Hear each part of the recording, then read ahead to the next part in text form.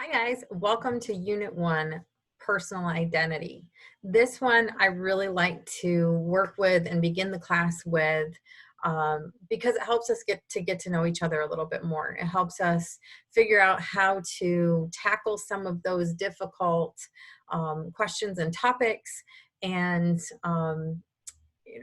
have everyone have a voice and get to know each other a little bit more because we learn about different pieces of literature that we see reflecting our own values, our own beliefs, and also we learn a little bit about some other people's values and beliefs through this unit. So as you work your way through the lesson, you'll notice that I have, and each lesson has a similar setup. I give you an introduction, some questions to think about, and then some resources. So the resources might be, for this particular unit, they'll be stories, poems, and plays that you can work with. Now, some of the poems and the plays deal with different topics and different um, things that maybe you have never dealt with before, things like race and gender and things like that we identify with, or like, or what we see in the media, like body image and things like that. So I want you to think about what you identify with.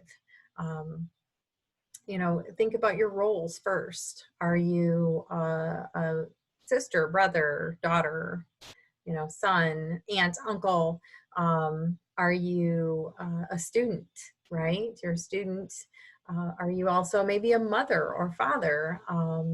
There are so many different ways and things we can identify with. We can identify with a culture, maybe a certain place. The Midwest, I tend to identify with because that's where I grew up.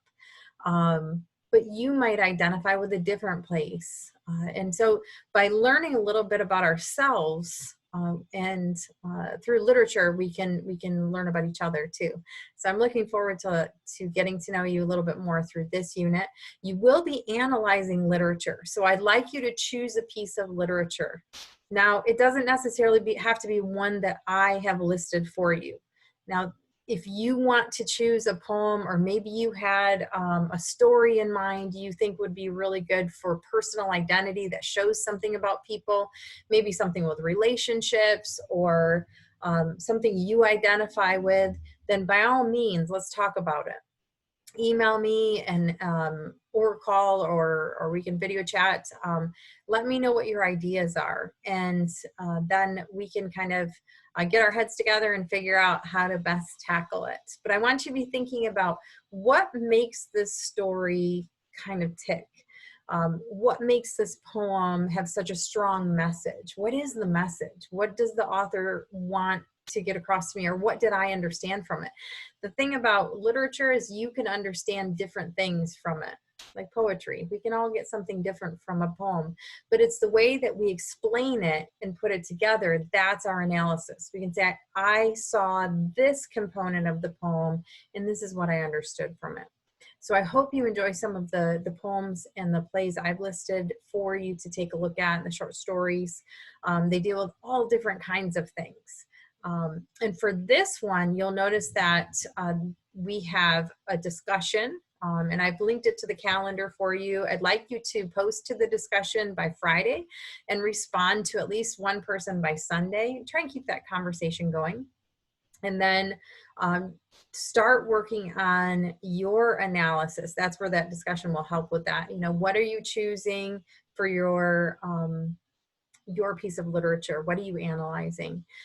Post it in the discussion board. Let's talk about it. Also reach out to me if you want to use a different one. That's okay too. And then the second week, you'll be actually working on that essay or project. That's an interesting part to this assignment. I've decided to let you be a little bit creative with this one. You can create a video like this and share your screen, and you might have a PowerPoint. You might want to use Prezi or any other video recording software that you are familiar with. You don't have to do a video. You can do a PowerPoint with a voiceover. You could do an animation. You could work with pictures. There's all kinds of things you can do to show that you're analyzing this piece of literature. Now you could also write a paper. So the paper is where you actually explain your analysis. And I put some tips in the assignment sheet for you. There's a rubric. I do use Turnitin, but Turnitin is a great tool for you as well.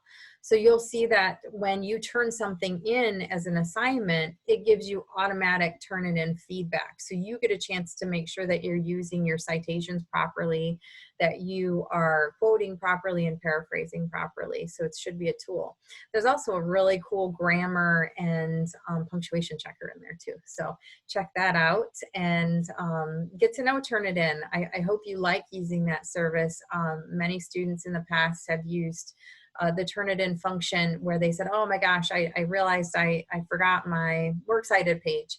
And they noticed that it pulled up, you know, an issue with that. And then they were able to rework it and resubmit it before the due date. So I'm hoping you'll be able to use that too. For the unit, please send me your progress. Let me know how you're doing on your draft or your presentation. Maybe sometime during the second week, kind of check in with me, either in the Zoom meeting that we have, or maybe just drop me a quick message and say, hey, I'm doing okay. I decided to do a project, or I'm working with the paper. Here's my draft. Again, I'm happy to help you along the way and give you feedback before you get to that final grades part. Remember, if you do everything I ask you to do in each unit, you are not only going to meet the expectations and the objectives, but I have a feeling you're going to exceed them. And I hope you enjoy it a little bit too. Choose something that kind of speaks to you. I know that sounds kind of corny, but choose something that really does send a message to you where you can work with it.